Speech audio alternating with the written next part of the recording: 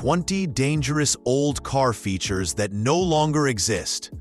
Buckle up for a wild ride through automotive history.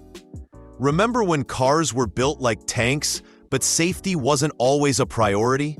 In this video, we're taking a look at 20 dangerous and bizarre old car features, like impaling hood ornaments and exploding gas tanks that thankfully no longer exist. Get ready to cringe as we dive into the past. Water balloon bumpers. Back in the mid-1900s, car safety was becoming a big deal, and manufacturers were trying all sorts of new ideas to protect people in crashes. One of the more unusual concepts was the water balloon bumper. Basically, they took regular car bumpers and filled them with water, figuring the water would act as a cushion in a collision, absorbing the impact like a giant sloshy shock absorber. This was back in the 1950s, and people were both intrigued and a bit skeptical about cars sporting what looked like oversized water balloons on the front and back. Big names like Ford, Chrysler, and General Motors even gave it a shot, hoping this quirky approach would make a real difference in safety. But it turned out that water balloon bumpers had some serious flaws. The materials they used for the bumpers weren't always tough enough, and in real accidents, they'd often burst open, spilling water everywhere and leaving the car no better off than before. While water can absorb some energy, it just couldn't compete with the effectiveness of modern safety features like crumple zones, which are designed to deform in a controlled way to absorb impact forces in high-speed crashes. Those water bumpers just didn't cut it. As researchers learned more about crash safety, it became obvious that water balloon bumpers were more of a publicity stunt than a true safety innovation. By the 1970s, they'd vanished from new car designs as automakers moved on to more sophisticated and reliable safety technologies, leaving the era of watery bumpers behind as an interesting but ultimately unsuccessful experiment. The wrist twist swivel system. Following the watery bumper episode, another bold idea popped up in the 1960s, the wrist twist swivel system. Imagine instead of a steering wheel, you had two rotating dials, kind of like handlebars, to control your car. Ford's Mercury brand actually put this system in their Park Lane convertibles, but people weren't exactly thrilled. It felt more like a bizarre gimmick than a genuine improvement. The idea was that steering with these twisty dials would be more comfortable and intuitive. The steering column could tilt up for easier entry, and once you were seated, it would lower to your lap with armrests for support. Plus, it gave you a clear view of the dashboard since there was no steering wheel rim blocking your sight. But there were some big problems. Drivers found the wrist twist system confusing. It took real mental effort to get used to the thumb rings and keep your hands loose on the controls. It also lacked the natural feel of a steering wheel, which helps you sense how much you're turning and stay in control. This made driving with the wrist twist system a bit unnerving and potentially dangerous. And there were safety concerns too. Without a padded steering wheel rim, your head and knees were more vulnerable in a crash. Even though the system had some cool features like a telescoping column, it was ultimately scrapped by the 1970s. Engineers realized that while it was an interesting experiment, the good old steering wheel, the oldest invention in car history, was still the best option for safety and practicality. Sometimes, the simplest solutions are the best. Neck seat belts. Now let's talk about another peculiar idea from the 1960s. Neck seat belts. Yep, you heard that right. Car makers actually considered using seat belts that went around your neck instead of your chest and lap. The goal was to prevent whiplash in accidents by keeping your head from snapping back and forth. It was a pretty wild concept. Imagine a seatbelt that basically functioned like a scarf, holding your head in place. But neck seatbelts never really took off. They stayed mostly hidden from the public eye, like some kind of top-secret experiment. Companies like Ford and General Motors tinkered with prototypes, But most people never even knew about this potential safety revolution. The problem was, neck seatbelts came with their own set of risks. While they might have helped with whiplash, they could also cause neck injuries in sudden stops. Imagine your body jerking forward while your head is held firmly in place. That's a recipe for muscle strain or worse. Plus, these prototypes weren't thoroughly tested in real-world crashes, so nobody really knew if they'd actually save lives or potentially do more harm than good. By the 1970s, neck seatbelts had faded into obscurity. Maybe they were just too far ahead of their time, or maybe they were simply too dangerous to become widely accepted. Today, we stick with the tried-and-true chest and lap belts, leaving our necks free to move naturally while we travel. Non-collapsible steering columns. Before the late 1960s, a hidden danger lurked in every car: the non-collapsible steering column. This was basically a solid metal rod connecting the steering wheel to the wheels on the road. Most people didn't give it much thought until accidents revealed just how dangerous it could be. These rigid steering columns were a major hazard in collisions. Companies like Ford, Chevrolet, and Chrysler all use them in their cars. The problem was that in a crash, the steering column wouldn't budge. The force of the impact could send it straight into the driver, causing serious injuries or even death. Unlike today's collapsible steering columns, these old ones had no way to absorb the energy of a crash. They were like spears waiting to happen. But then, in 1967, General Motors stepped up and introduced the first collapsible steering column. This clever design would actually crumple and fold upon impact, greatly reducing the risk of the driver being impaled. Other car makers quickly followed suit, and the era of rigid steering columns came to an end. The automotive industry had finally recognized the importance of driver safety in this crucial area, leading to a major shift towards safer designs. Swing-away steering wheels. Back in the mid-1900s, car designers came up with a rather unusual idea to make getting in and out of cars easier: the swing-away steering wheel. Picture this: you walk up to your car, and the steering wheel automatically swings out of the way, giving you plenty of room to slide into the driver's seat.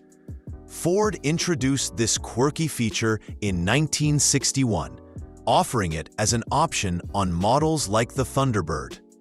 It was meant to be a fun and convenient solution to the age-old problem of squeezing into tight parking spaces. Drivers were definitely intrigued by the novel approach. Ford wasn't the only one playing with swing-away steering wheels. Other car makers experimented with similar ideas around the same time. However, it turned out that these swinging steering wheels weren't as practical or safe as they seemed. The mechanisms that made them move were sometimes unreliable. The steering wheel might not swing back into place properly, leaving drivers confused or even momentarily stuck. And imagine the potential for disaster if the steering wheel decided to swing away while you were driving. That's a recipe for a serious accident. As the 1970s rolled around, the appeal of swing-away steering wheels began to diminish. Safety concerns ultimately trumped the convenience factor, and car manufacturers started focusing on more dependable and secure features. The era of the swing-away steering wheel came to an end, replaced by a focus on innovations that prioritized safety and reliability over quirky gimmicks. Did you ever own a car with any of these features? Share your experience. Pop-out windshields. While swing-away steering wheels were disappearing, another odd innovation was making its debut: the pop-out windshield. Back in the mid-20th century, some cars like the 1948 Tucker came with windshields that were designed to pop out in one piece during a crash. The idea was that if you got into a serious accident, you could simply push out the windshield and escape the wreckage safely. It used a special rubber gasket that allowed the whole windshield to be removed, kind of like popping a champagne cork. At first, drivers were pretty excited about this feature, They imagined surviving a crash and calmly popping out the windshield to escape. Tucker was the main champion of this idea, though other car makers were paying attention.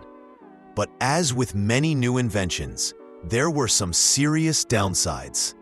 In a really bad crash, the force of the impact could actually launch the windshield, and you with it, out of the car. Instead of shattering, you might become a human projectile flying through the very glass that was supposed to protect you. That's not exactly a safe outcome. As safety concerns grew, the pop-out windshield's popularity waned.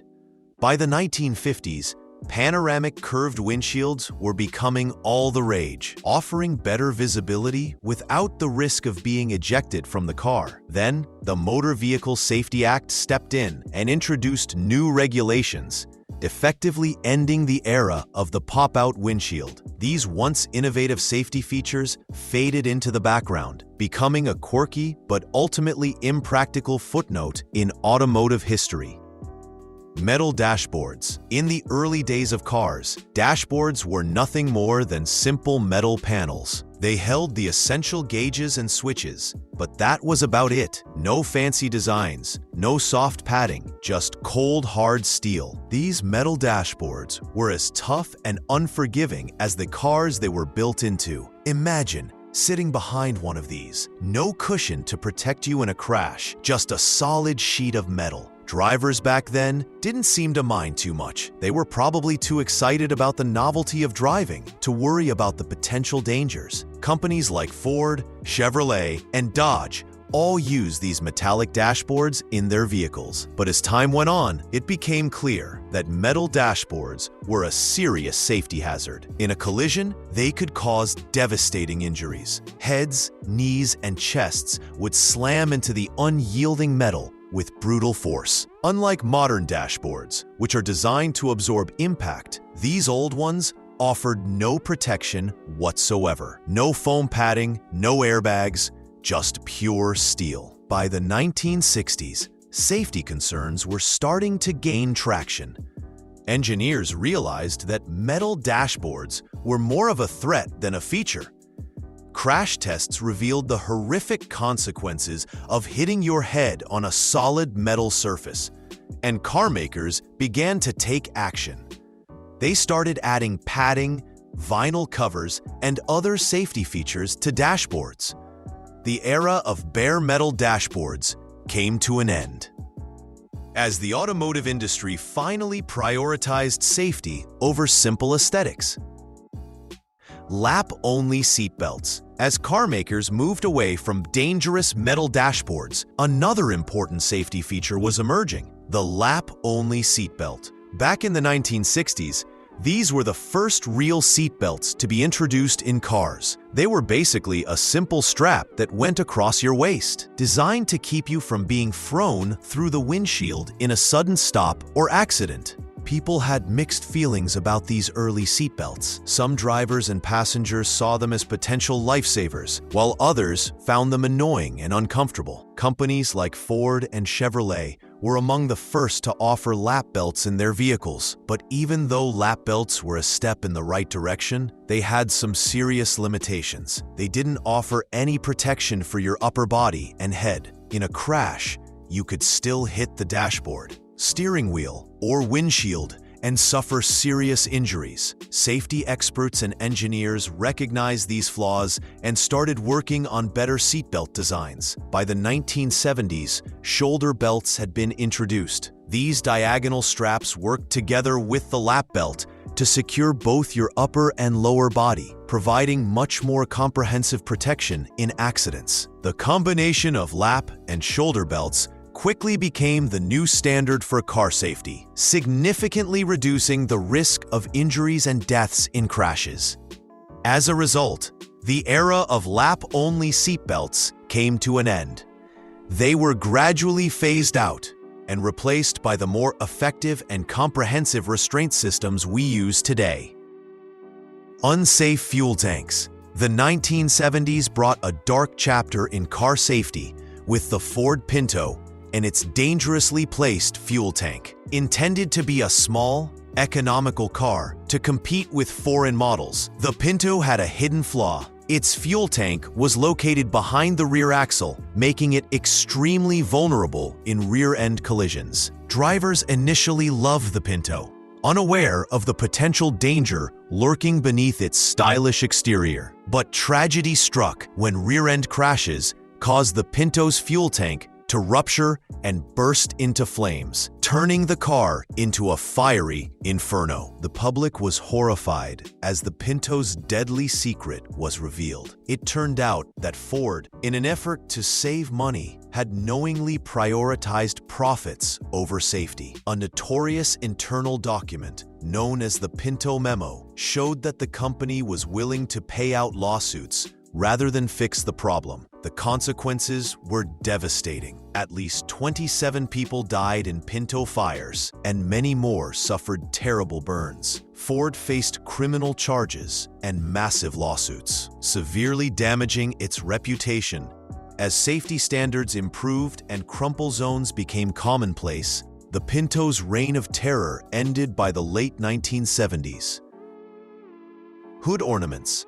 Back in the early 1900s, car makers loved to decorate their vehicles with hood ornaments. These were basically little sculptures that sat on the front of the car, acting as eye-catching symbols of the brand and adding a touch of elegance to the design. Rolls-Royce, the epitome of luxury, introduced its iconic Spirit of Ecstasy hood ornament in the 1910s. This graceful figurine of a woman leaning forward, her robes flowing in the wind, became synonymous with opulence and prestige. Other companies followed suit, each with its own unique hood ornament. Packard had the Goddess of Speed, Cadillac featured a wreath and crest, and Lincoln sported a four-pointed star. These ornaments were more than just decorations. They were badges of honor, reflecting the brand's identity and the owner's sense of style. Dodge, for example, chose a charging ram as its hood ornament, symbolizing power and resilience, qualities associated with both the Bighorn Sheep and Dodge drivers themselves.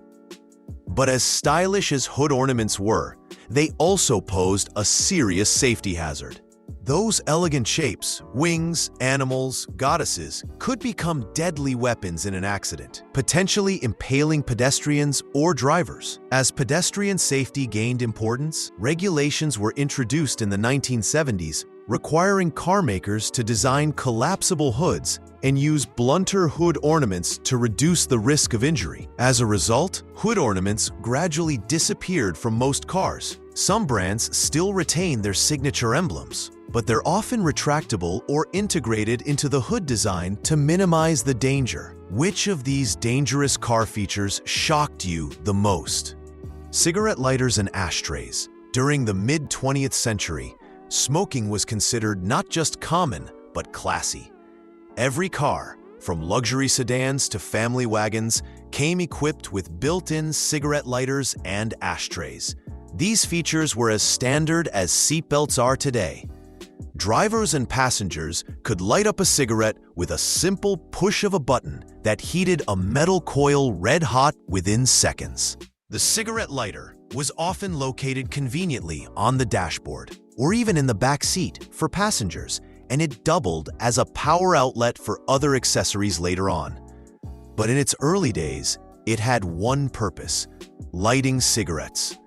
The problem was, it was also a small, glowing piece of hot metal in a moving vehicle.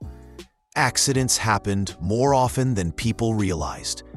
Drivers would drop the lighter or a lit cigarette, instinctively trying to retrieve it and taking their eyes off the road. Upholstery fires were a real concern, especially with cars using flammable materials like vinyl and foam. And it wasn't uncommon for kids to get burned by touching the red-hot coil out of curiosity. As smoking declined and safety standards increased, car manufacturers started phasing out cigarette lighters and built-in ashtrays in the 1990s and 2000s. They were replaced by safer 12-volt power outlets and later USB ports, reflecting a shift from lighting cigarettes to charging phones. What was once seen as a luxury convenience eventually became a fire hazard and a relic of a bygone era.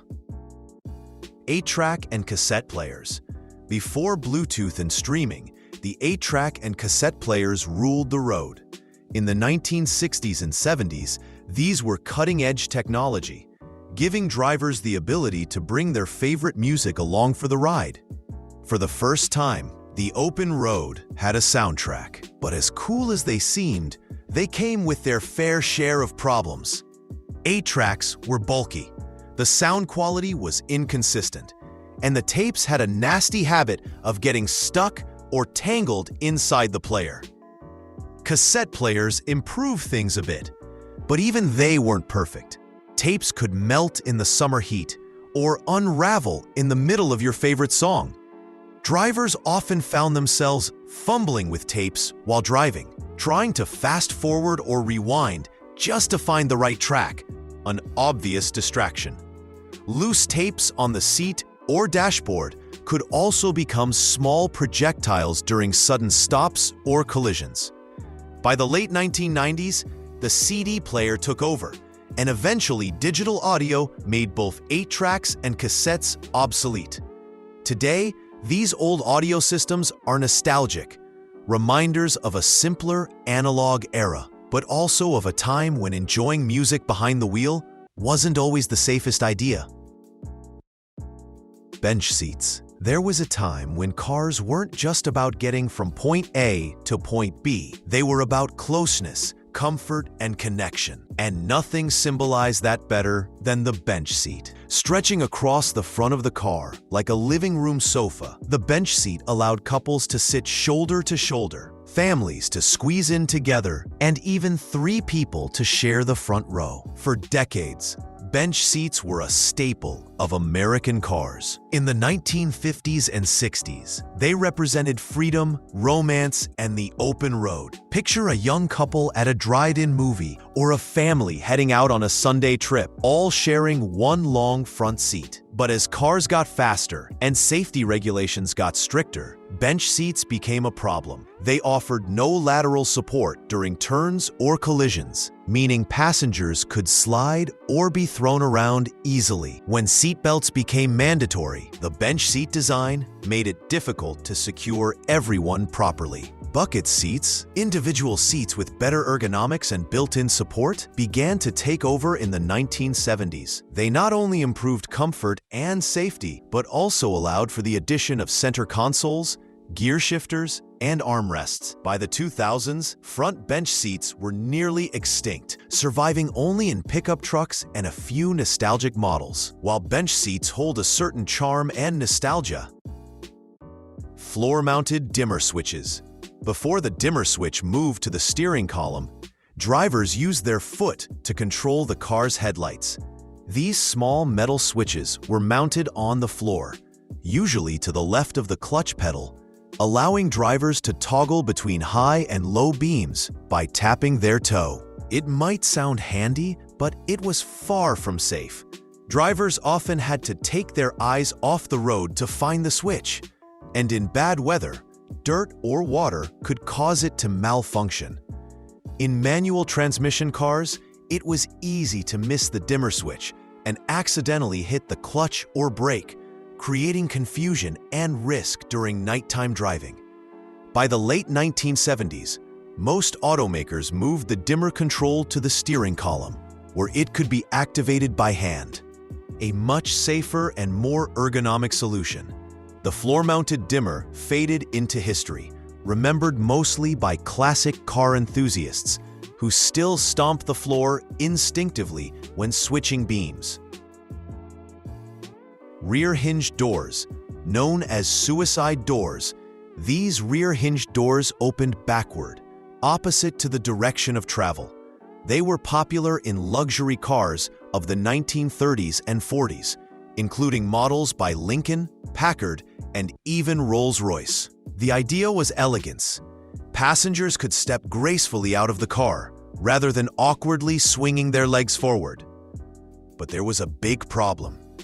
If the door wasn't properly latched and the car was moving, air pressure could catch it and fling it wide open, sometimes taking the passenger with it. Closing them while the car was in motion was almost impossible.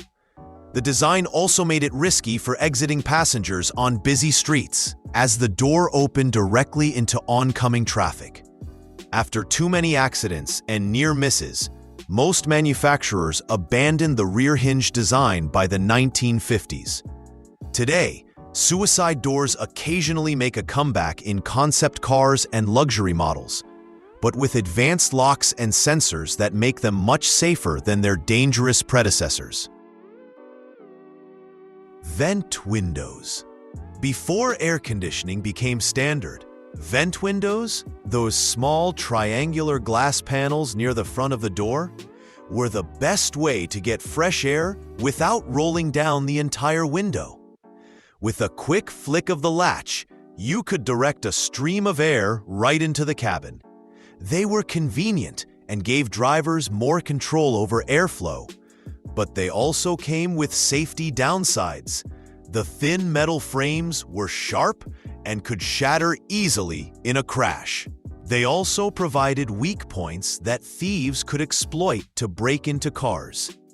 As air conditioning systems improved in the 1970s and 80s, vent windows gradually disappeared.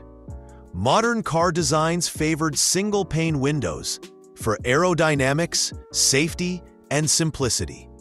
Today, vent windows are a nostalgic symbol of vintage car styling. Charming, but no longer practical or safe in the world of modern automotive design. Today's cars may feel over-engineered with airbags, sensors, and safety warnings everywhere, but it's those very features that save thousands of lives every year. If you enjoyed this nostalgic journey, please like, subscribe, and ring that notification bell so you never miss our next delicious trip down memory lane. Thanks for watching, and we'll see you soon.